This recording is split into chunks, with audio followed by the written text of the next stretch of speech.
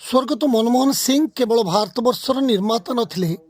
से थिले समग्र विश्वर दिग्दर्शक बोली बुधवार भोगराई ब्लॉक कांग्रेस कमिटी पक्षर जलेश्वरपुर स्थित जातीय कांग्रेस कार्यालय में आयोजित भारतर पूर्वतन प्रधानमंत्री स्वर्गत डॉक्टर मनमोहन सिंह को श्रद्धांजलि स्मृतिचारण सभार जोगदे भोगराई कांग्रेस नेता सत्यशिव दास मत व्यक्त करछन्ति। ब्लॉक कांग्रेस कार्यकारी सभापति प्रदीप कुमार नायकों सभापतित्व में आयोजित श्रद्धांजलि सभार प्रारंभ में उपस्थित नेतृवृंद कर्मी माने डॉक्टर सिंह फोटोचित्र में श्रद्धा सुमन अर्पण करथिले। परे आयोजित सभारे नेता श्री दास जोगदे भारतवर्षर अर्थनैतिक अभिवृद्धि क्षेत्र में डॉक्टर सिंह अतुलनीय अवदान संपर्क में आलोचना करी वक्तव्य प्रदान करने सहित तांको नीति आदर्श को अनुसरण करी दल तथा समाजर सामूहिक विकास दिगरे काम करने दलीय कर्मी मानू आह्वान देते।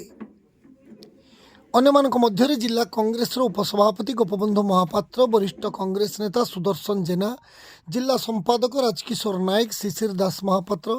जिला संपादिका तथा मंदारसाई सरपंच ममता साहू, ब्लॉक कांग्रेस साधारण संपादक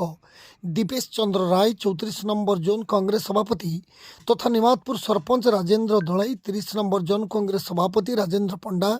31 नंबर जोन कांग्रेस सभापति रतन बाग, 32 नंबर जोन कांग्रेस सभापति कार्तिक चंद्र पात्र, महेशपुर सरपंच बरेन्द्र पात्र, दारुहा पंचायत समिति सदस्य महिधर जेना, गबगा पंचायत पूर्वतन सरपंच प्रभोदयाल जेना, ब्लॉक युवा कांग्रेस सभापति जयदेव दास, रवींद्र घोष, अशोक कुमार महापात्र, सुनील महांती, रेणुका परिड़ा प्रमुख जोगदे डॉक्टर सिंह को जीवनादर्श बहुमुखी प्रतिभा को नहीं स्मृतिचारण करथिले। शेष में ब्लॉक महिला कांग्रेस सभानेत्री मीनाराणी सुर समस्त को धन्यवाद अर्पण करते। बालेश्वर जिला भोगरेरू शुभम साई प्रसाद पंडा रिपोर्ट, जीटीवी ओडिया। सभापति आमर प्रदीप भाई पछंती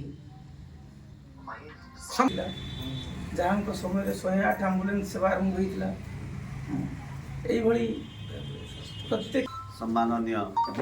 प्रदीप नायक महोदय,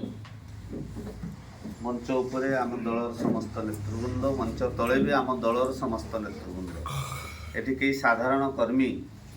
कि साधारण भोटर आज श्रद्धांजलि सभा को आसी ना, समस्त पंचायत नेतृवृंद ही आज श्रद्धांजलि सभा सामिल होती। से समस्त को धन्यवाद एवं समस्त को नववर्ष अभिनंदन जनाऊँ। मनमोहन सिंह समय आरंभ है जो अभियान जरिया ग्रामांचल अनेक स्कूल घर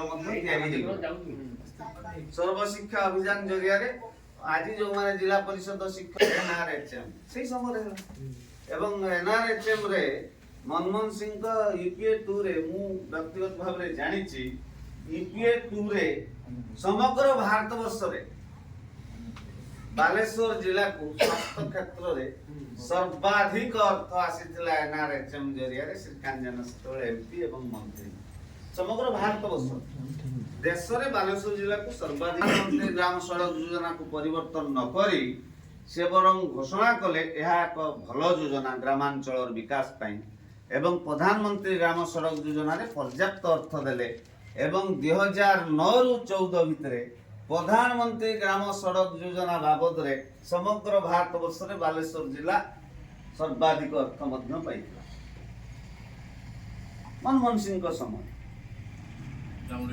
अभिनंदन जनाऊँ समस्त को नववर्षर अभिनंदन जनाई।